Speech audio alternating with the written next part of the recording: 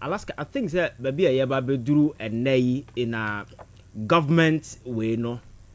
A man for person you throw your back into those things now happening in the past in the some of that sorry national security as I said to na second ye ko be fie what that sanya man say be in crisis. I must be very honest with you, and I don't expect such thing to happen this time. Because so here near my coso say national security sorry I ko be fie. These are things I'm not watching radio way, so I condemn it in the past. Whatever be the reasons, you know, I think that there are processes and other stuff you can go through to do that. But to just get into somebody's private home in the name of Mekosachi, we come kana warrant and as if we know and where we want to get to. You understand? I'm not cutting so but the fact and information available. They say, "Ora for a year more in there was this a year arrest warrant." Okay. On the part of Ofori Attah. Okay. And somebody like Richard Jakpa, or in charge of special duties. Okay. And or no yaman no sa kwenyan so ko no for arrest warrant and yes for search. Okay. And kona okoye no adibia mandated and I say from abem.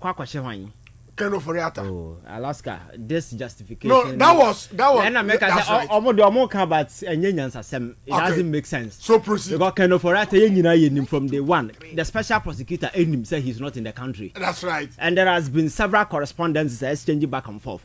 So even that explanation, class said the matter. Okay. So Obi Oka so mo call some chicken Ofori Attah and say munu no can because Omun himself from day one oniha. Alaska.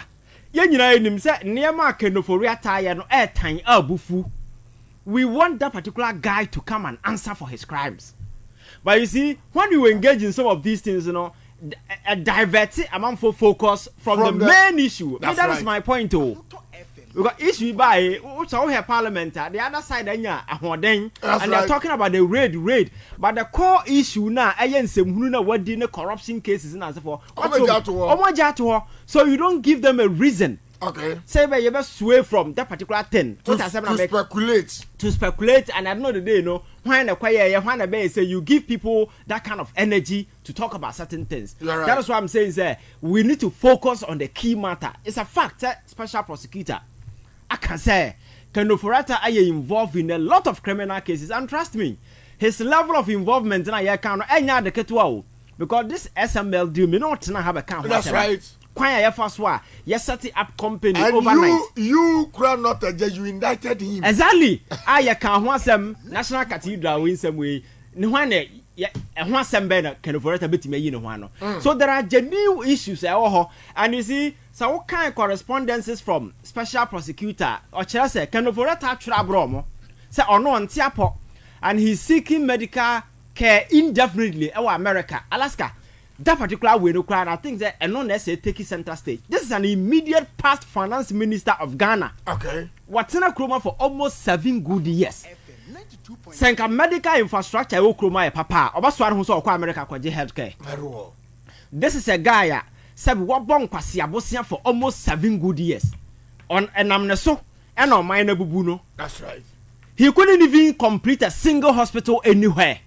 And then on Onya Kukodro Trobra special prosecutor say me want Mayo Clinic and it's one of the most expensive facilities in the world. Exactly. So on in America and time not the baby are indefinite.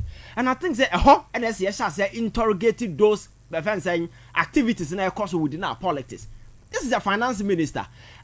The capacity to ensure say your friends say health sector and infrastructure and as for scanning na honey be fraba.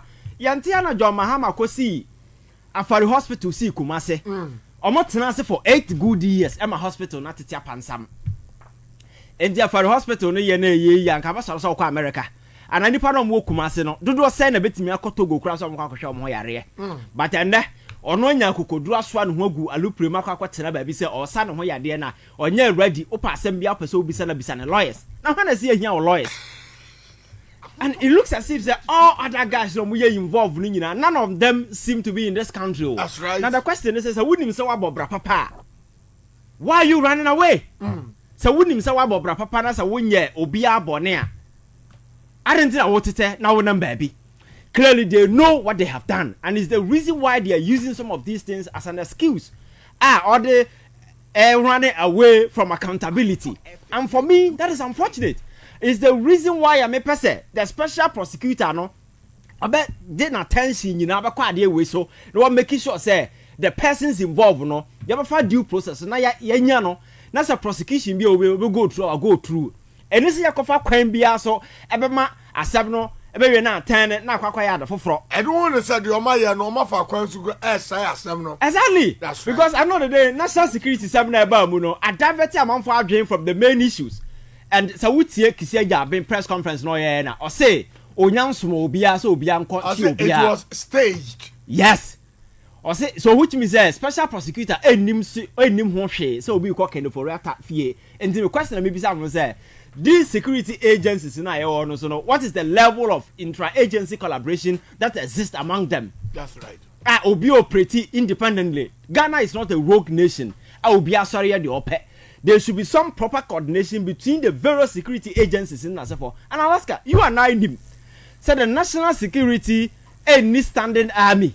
The national security is supposed to be an intelligence organization responsible for intelligence gathering and processing.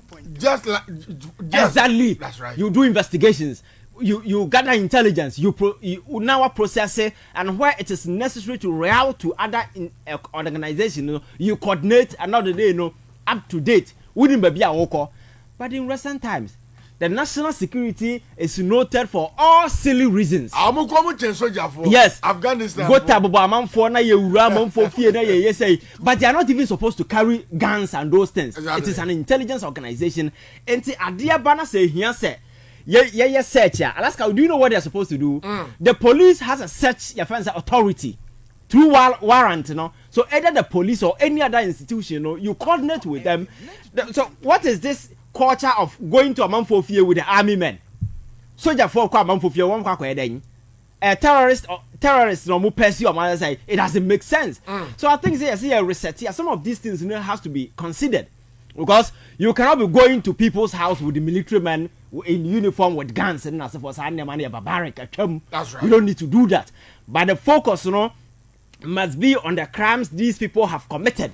National security and stick it to the core responsibility, making sure say intelligence gathering this kind of research more na Emma a month for up to date on happenings around the world, and then that is what they are supposed to do, because some of these things you might not know. We a mistake wa hompe Alaska when sabesi form the last time I catch us say in America why your friends say September 11th attack it me see and say microphone mo kwaya sa ade na omo eba omunyama America na CIA was tracking them. Exactly. Until say omo call Singapore koye omo flight your friend training na for eje visa ebe wura America na CIA nim so omo ye terrorist omo niam the very moment they entered America the CIA doesn't have internal jurisdiction within America.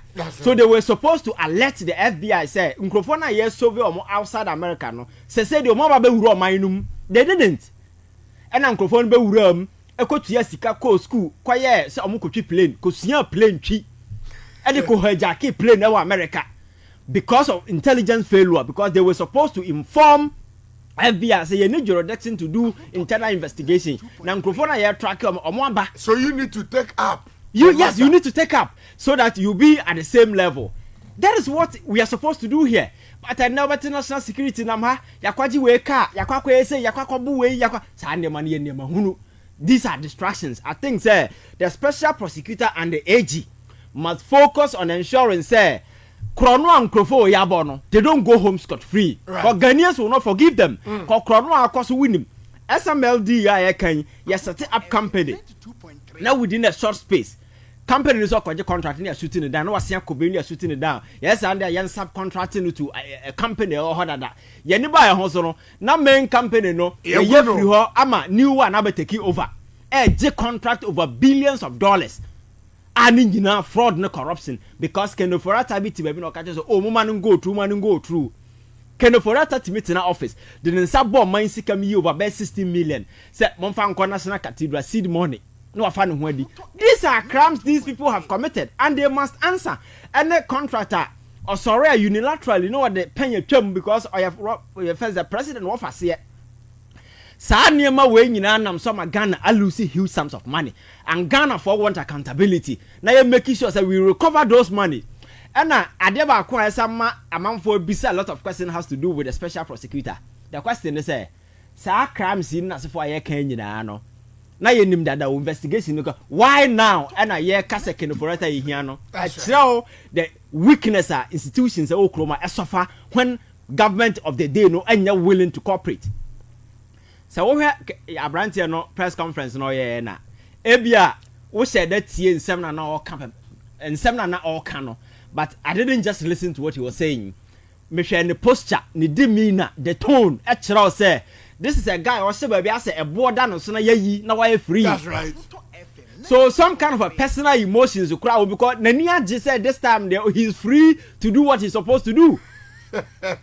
And it's a would declaration or na or catch a Kenoforata wherever you are. You have two choices. And some now kind of children say, this will be our me now. Sabi, what's on the swatch? And the children say institutions a work room any freedom to operate. That's right.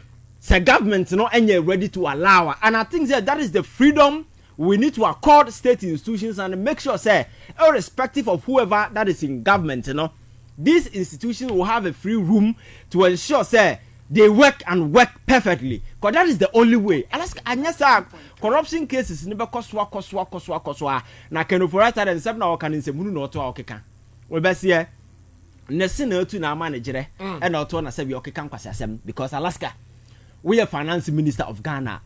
Immediate past 7 years, you have no reason going out there so we could seek medical care out there. Medical facility now bed no hano. It should be enough for you. My culture say, we are power bearer. The only time you can go outside to seek medical care is when the services you require cannot be provided within your jurisdiction. That's right. So you are going in a medical referral and it's different. What's what money here? Finance minister, what's the hospitals? And you have no sense of shame. You are bold enough to no toilet say may kwaje care outside. Why are you not seeking care in a country you were a finance minister in for 8 good years? Our another president. Obia sending message into about possible say John Dramani man better Donald Trump say you fanum Ghana. Oh, na say na there we di obi bad here. So easy. Okay. But on the grounds of medical waiting as a for no, a be a challenge because there are humanitarian whole lot of for involved. But the question is he willing to come home? That is the question because I would see let no come as special prosecutor now. Or say or seeking medical care indefinitely. That is the word he used. Exactly. Now when your doctor how do you write a letter say you are seeking care indefinitely? A communicative one thing, he's not ready to come. Corona Makacho say, Neamana waya guhano. There is no way better no. There is nothing that Kenoforata can do to exonerate himself from what he has done. So the only way need to flee justice, and that's exactly what he's done. And I wonder why how Onya Quine appear core without I don't know when the investigation started. That's right. Because certain things should have been done earlier. Sabayas I never win no, you better take care of. But anyway, Wakako draw the question is how do we ensure say you be holding accountable for the various things that he's done? Because Kenoforata cannot go scot free for the things he's done. And I know no kwa and now kwa national service. Sa ba ya bi no all trend social matisa onu so yase onu so ayibam. That's right. Alaska onu so ayibam de no hwa kan wura. And these are people moti kroma omumu nipa mfari nipa. Kasa radio so kasa fi kire Ghana for. Sana omu nyina omosan ye ka wo sanka ho. Why are you running? Alaska. Why are you running? Because this national service scandal is one of the biggest scandals I hit here. Exactly. And then me who name be so one Muslim name be within fear 42 Alaska. Yes, so oko national service pay rua onu kwa ni dia PM 23 times. Onu kwa ni. Yes, or we are UDS the same course.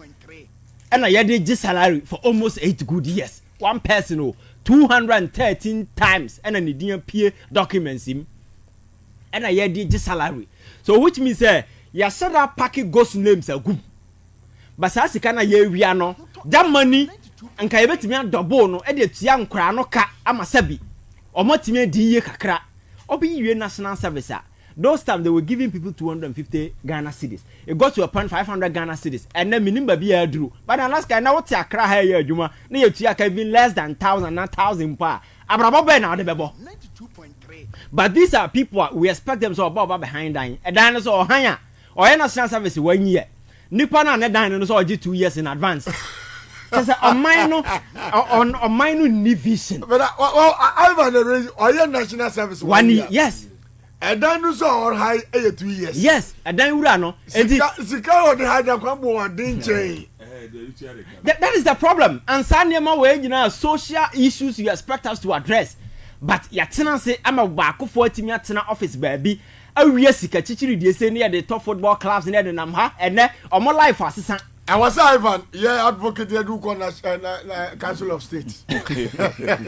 Alaska, yeah, how politics and I, no, but you see, I was here the Ivan Council of State. No commerce special. Yes, no commerce special advice. Oh, yeah, higher politics and I, no, many. Yo. Yeah. And see, Alaska, that is the truth. Because these are some of the things that, and this is repeating, no. Now you're making sure say you address some of these sensitive issues. The question is internal mechanism bend the now Alaska what say I want to FM. Maybe we na we your friend say cashier and answer something. Now internally no afibe shia be kwakwaye account no. You say Alaska and answer why afasika over 200,000 Ghana. The question is emre na ade no cost no. What are the internal mechanisms and na ho na nka betimi a check ama yahu. Na yama nipa no wie sika no wie ansa na yama find out. Kaba me adwuma bi institutions bi na external auditors ni ba auditor no baba no kra no o ye de ni pio go di fried rice. Na o baba enti na make say me auditor general report me take ni serious da. Oh really? Oh, yeah, your mind has a nim nyansa. Now why will you sit down for the crime to be committed then 1 year after? You bring out report. Auditor general report what who book no be da. Proof are what even for 10 years kran kan we. I'm telling you. Nti nyansa be in the womb. The following year another one will come because institutions know how the freedom to steal or we na ya the good book kase na about abonte say kan o kan ma akoma atekeke. The question is measures be na yedi gu ho at the your friends institutional level no to curtail some of these happenings. I don't know say wo ye baby by the be at one see we na yaba. How can one person sit at the National Service Secretariat and commit such a crime? 81,000 ghost names. Yes. And that is a shutdown of the system. Deliberately shutdown of the system. We are Babontin. I media been a quarter and acquire na Jumo. I have offered state for investigation. That's right. That's right. And to which means a state to Nankasa no any mechanism to unnerve some of these things. I have a problem. That is why I'm kind of say I don't want to see this fanfare. I say you who said the whole governance na yete who say no e kuro na yeba be mia. So we need to look at all aspects. Na ya dissect na ye who what we want. Na nya say ya banti position abu o me pe we na magrabu we. I know the day no the core issues that must be addressed no be forget it. When nipa ni nya to me we are of how nya hwe biem. And no be frame me e wo media station o say nipa bi o mo ye an interview every day. Omo friend na interview na omo friend na 2 weeks in here peke krom peke the life assistant that is how stupid some black people are onya to me na dwen say oh we do different level. Dominic Nitiwo onya position radio stations friend no say to me friend to majo na mo ma me 5 minutes and you see Alaska in life no ho obese early exposure to ADBFN impermanence. That's right. So we will be a nyansania. You'll be guided by that. Nothing lasts forever. Ofori Attah was an all-powerful person. No, be to me Kanasebo. That's right. Akufo-Addo Abayimu. I'm told that Ofori Attah was the most powerful person in Akufo-Addo's government. And or a fugitive or the hospital and their cover no. And the power no. There is nothing new under the sun. Right. I've been see that. And to win to me, be reasonable, be sensible, and humble yourself. And know, sir, you are working for people. You understand? So, Alaska, I think that going forward, things that we need to do has to do, say, you didn't say, near me go a na sa chrono, I can say we are air cocosi. You bet me, I see no crime. And back to Attorney General case now, what discontinue, Alaska. The Biameca, Adia ye. politics na yeah. That's right. In politics, perception is very, very, very key. Me know we can sit here and admit say most of the cases are na Akufo-Addo buying fire no or prosecute no. Do na nyansa nim. Most of them were political saying a prosecution. Na there is no way ubetimi situate no in any reasonable or sensible contest. Nipa beka say oh ade we these are legal basis na say for clearly no now it was persecution and a persecute a man for. But the thing is, because of public perception in that kind of way, you know, I was suspecting say most of the cases, you know, you don't just discontinue, but rather you make sure say you end them, you understand, so that you don't create any impression, because politically, you know, once you do these things, you give other people energy to talk. You understand? Because some of the cases, you know, they were fragile cases. There was no way on betting standing the test of time or court. So you don't discontinue them. You allow them to proceed to their illogical conclusion, so that you distill that impression. Because the very moment you move into the continue all the cases, you know, a man for Benya Jimby say, oh, what by? And I will discontinue cases. Okay. But these cases don't have merit. That's right. I can cite a number of cases and not merit to be a name. One has to do with charm and issue. Clearly, it was just political persecution and all more. Say, yen from. But you see, because any normal prosecution, your politics perception is key. No, there are most of them are. You know, you allow them to fly to their end. They die and they become dead and done, because judgment has been given on such cases. Because most of them are who discontinue and so forth. In the future, people about to be resurrected. What are seven American? So I think some of the things, oh yeah, you just have to be very tactical. Now who say domain now we are doing politics and perception is key, because I don't know, yeah, one mistake or something is he didn't assign justification and reasons as to why he took those decisions. Backlash in says and then a week after yesterday he did a press conference. That's right, to explain why will you come back after 1 week. It means the public bashing and the criticism but some of these things you explain before anything, you understand. So I think they're going forward, right. These are some of the minor mistakes you don't repeat. Embodying trust and confidence in a man for who said baby, we are really heading somewhere and we are really serious. So Alaska may end cases of corruption now, I think that we need to pursue them. We need to pursue them with all seriousness. And now you ma adie bia ma divert it like this. Your friend saying near bit is a national security issue by right. Now I bet take the shine off. No, let us stay focused. Ghana for are interested.